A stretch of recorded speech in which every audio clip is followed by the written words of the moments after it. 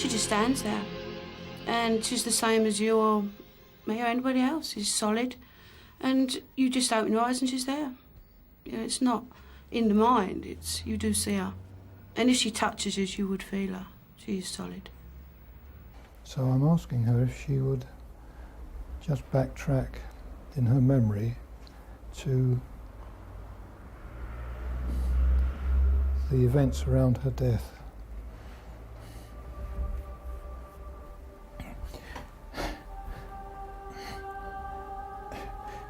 Oh, she died in great agony.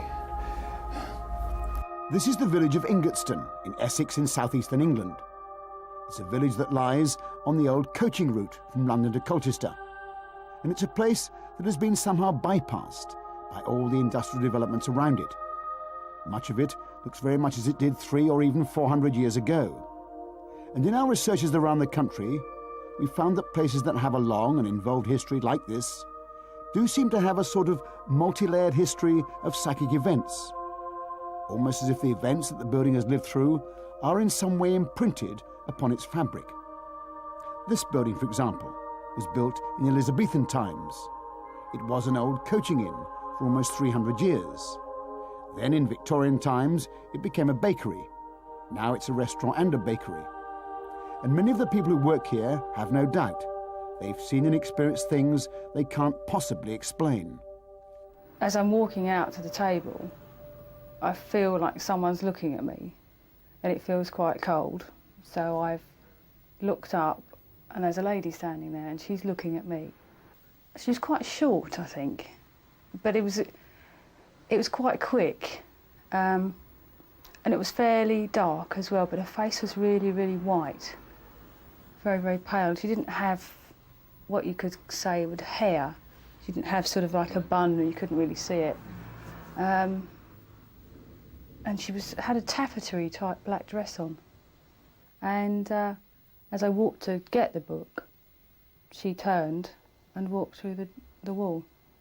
I went to serve this person, and I saw this lady walk past in a black dress. But I knew it was just me and these people in the restaurant. We weren't busy, and no one else appeared to have seen her. But it was like there was another person there. It wasn't, you know, people say, oh, ghostly figures. It's nothing like that. It was just like a real person. I was just working in the office one afternoon and not expecting it at all. I was sitting there concentrating what I had to do for the following week, getting all my records ready, and basically I could feel all the hairs on my neck stand up.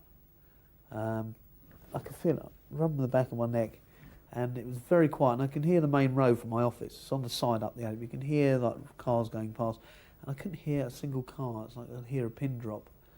I felt it when I shook it off, and I just got up and went to the toilet. It was a natural thing to do, as you would, and I went through, and I sighted the woman behind the ladies' toilet door, and she sort of looked at me and sort of drifted behind the door, and first of all I stood in shock, wondering what that could be, because I thought I was the only one in the building, and I followed it through the back of the door, and there's nothing there. There's absolutely no one there at all. The Victorian lady most often appears upstairs. Downstairs, in the oldest part of the house, there has been a continuous series of strange events, mainly poltergeist activity, things moving around, loud footsteps across a wooden floor that everybody knows is now carpeted. The sort of thing that makes you doubt your own judgment until you realise that several other people have experienced exactly the same sort of thing. And there was 4 of us downstairs, and we was all talking, and we were standing by this fridge, and it's a tall fridge, and the fridge actually moved about 3 inches, and we all stood there and watched this fridge moving. We just couldn't believe it. And it took 2 chefs to move the fridge back. To sort of lock up, we go through everything by system, whereby I would turn all the lights off in here, and then I have to walk through the lounge, or what's now known as the Macron's room. It was our sort of staff lounge at the time. And what the light switch was only on one side of the wall. Now, as there are doors either side of the room, I had to walk through the dark to the other side of the room to turn the light on. And as I approached the door on the other side of the room in the pitch black, I felt a hand round my elbow. I actually felt the fingers like this around my elbow. I presumed it was someone in the room trying to play some sort of joke on me. But I was right by the door and the light switch at the time, so I turned the light on and there was no one in the room with me.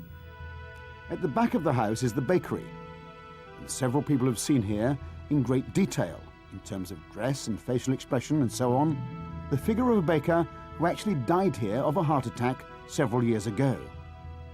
I was teaching one of my trainees how to make a salad, and this was about 2 o'clock in the morning. We've just done a lot of building work in the front part of the building, which is now a restaurant. And I'd had this chap standing near me, and I obviously wasn't surprised to see him. I just presumed he'd come through for some milk or something for him in the evening, because there was no refrigeration in that part of the bakery.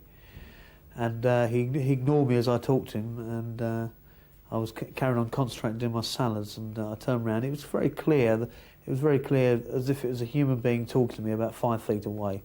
And at this point, I didn't realise I'd sighted something that was the paranormal.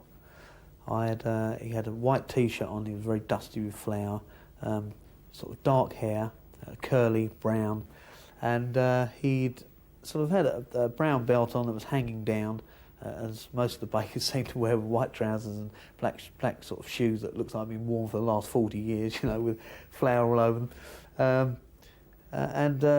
He ignored me, so as I was concentrating on this commis chef, he had turned around as we talked to him the second time, and I just said, "Have you got your milk for the evening, for your tea or something?" and carried on getting this young lad to concentrate on what he was doing.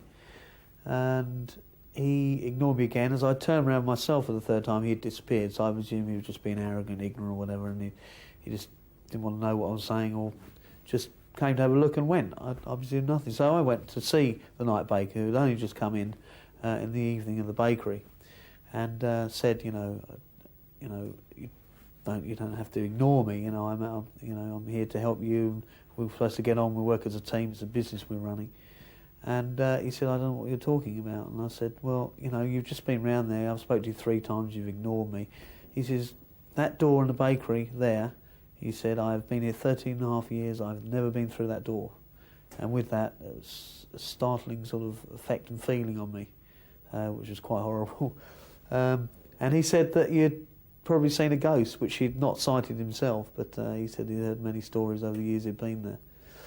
I glimpsed out of the corner of my eye a man standing in the ladies' toilets. Now, he was in front of a full-length mirror, and he was wearing a white jacket. It looked like white trousers, and I only saw the back of him, dark-haired chap, and at the time I thought it was just a chef, sort of getting ready for work and having a check in the mirror.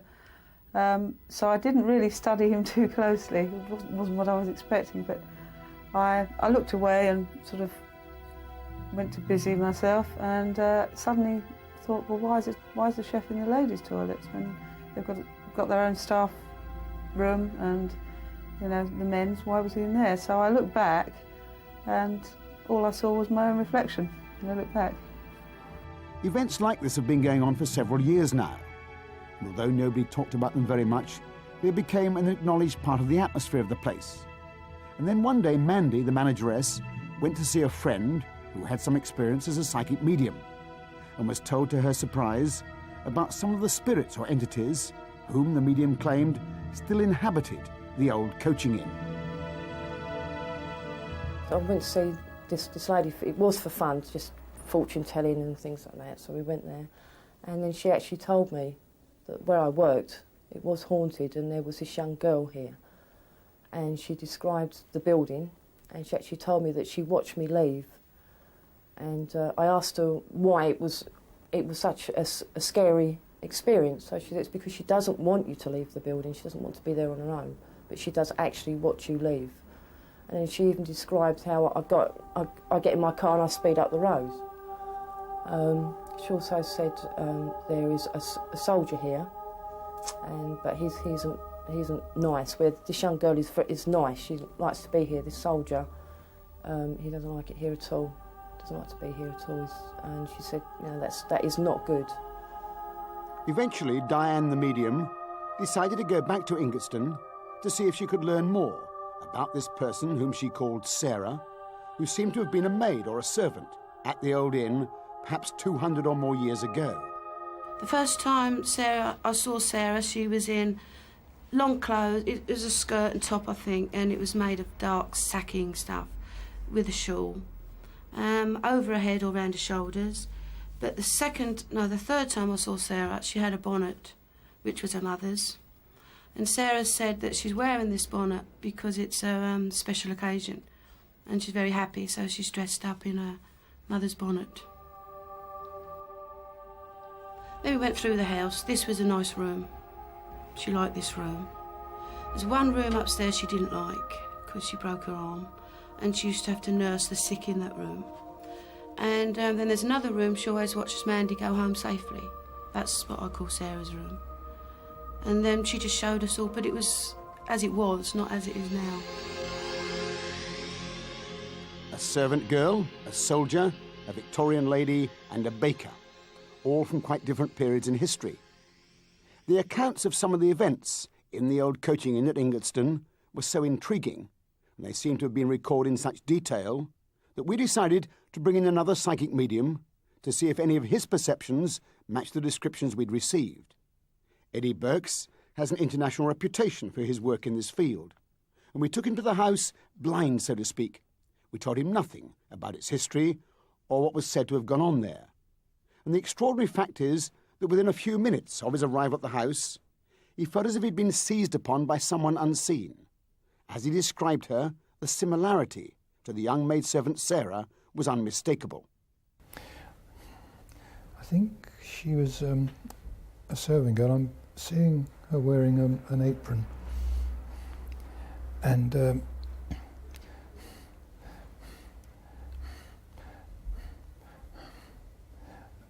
white apron and a white bonnet, which I'm not quite sure that it's not a mob cap, but it served the same purpose as a mob cap. Kept the hair in order, part of her uniform, as it were. She's wearing a skirt which comes down to upper ankles. It's not a full-length skirt.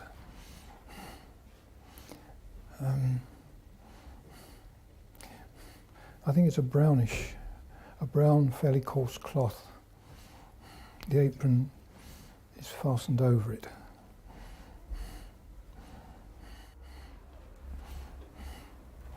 But she had lots of hair, and I think the colour was brown, from what I can see of it, anyway.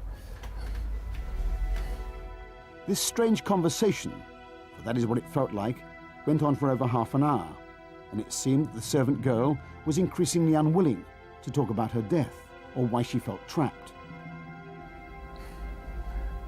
She knows I want her to go back into the reasons why she's stuck, which means going back perhaps into her death situation. Oh, no wonder she backed out of it.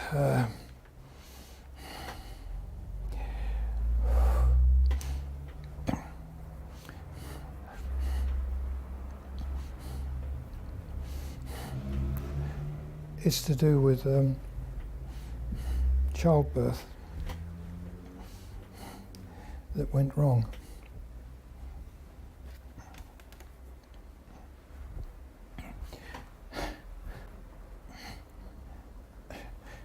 Oh, she died in great agony.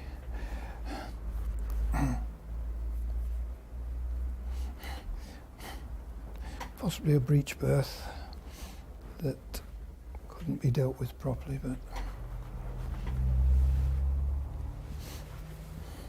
she died, and her thoughts are about the child, my baby, my baby.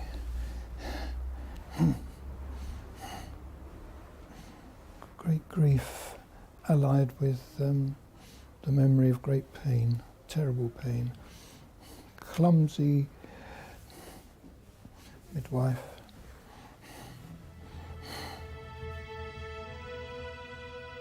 After that very disturbing experience, Eddie moved around the house for a while and then made what he claimed was another contact in the part of the house where there had been so much poltergeist activity, the strange sounds and the unexplained movements. The contact seemed to be, he said, of a young man, a former soldier, filled with anger. I'm seeing a man in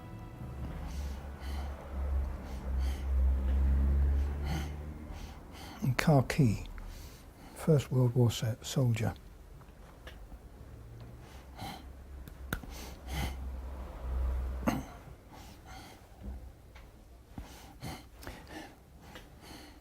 He was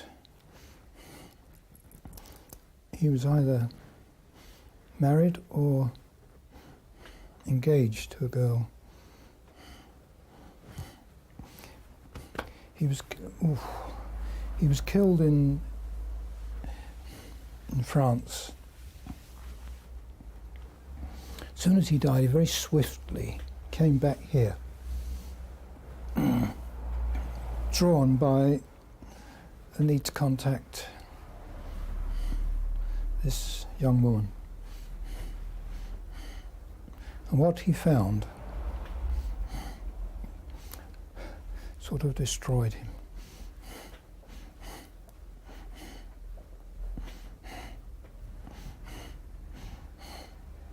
She was involved in some way with someone else.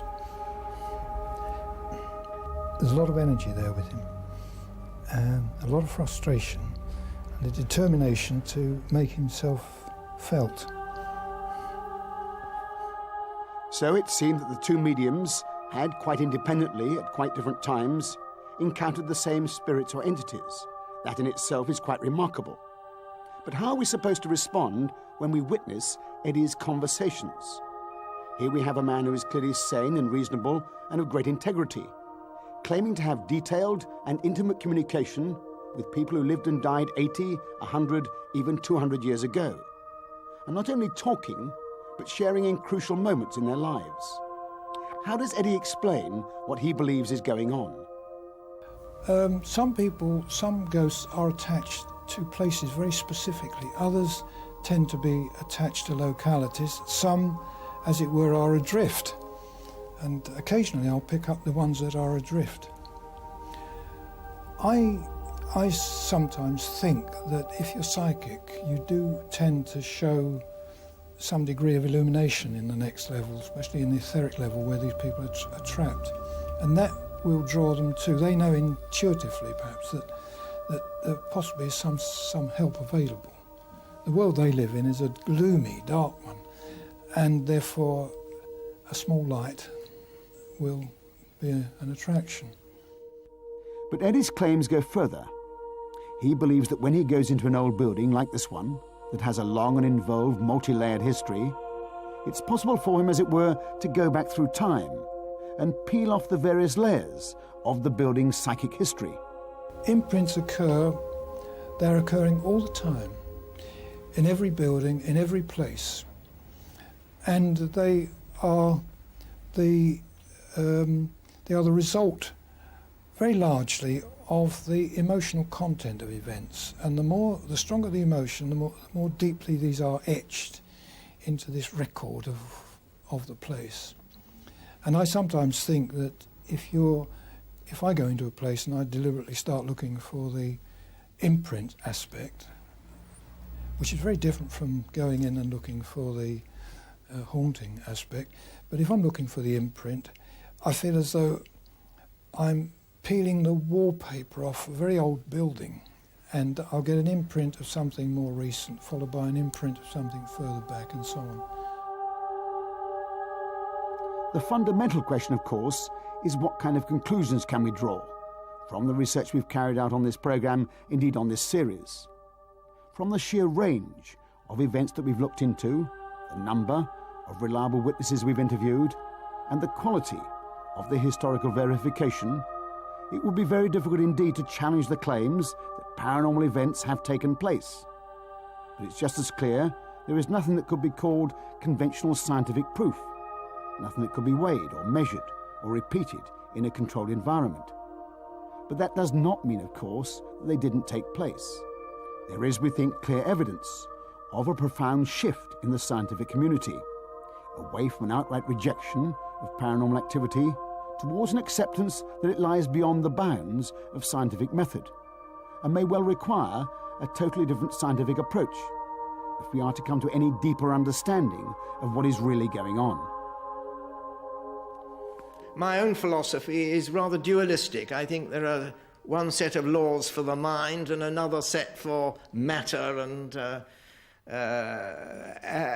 that what science knows to a very advanced degree are the laws that govern the behaviour of matter, and perhaps the laws that govern the behaviour even of the brain. But over and above all that, I believe mind is a power in the universe, and that mind can achieve things that are simply not allowed for in the accepted scientific scheme, which is basically a physicalistic picture of reality.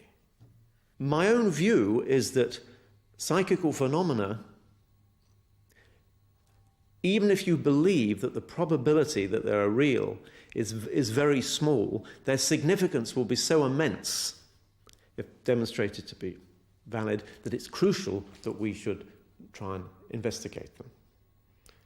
I really wish we knew more about these cases. In fact, it's part of the reason why one studies psychic phenomena, in order to gather as many cases as possible so that they can be compared. Every science begins with the stamp collecting stage, where you collect all kinds of stamps. You have no preconceived notions about where they come from or why they are printed in such colours or what the denominations are. But once you've got a large number of them, then you can compare them. You begin to classify them. You begin to see family resemblances.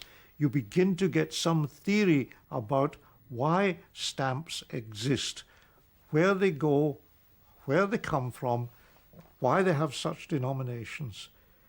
You are beginning to get beyond the stamp collecting stage. And this happens with every science. And I hope we are beginning to get beyond the stamp collecting stage with psychic phenomena, but I sometimes have my doubts. But that these phenomena are real, I have no doubt whatsoever.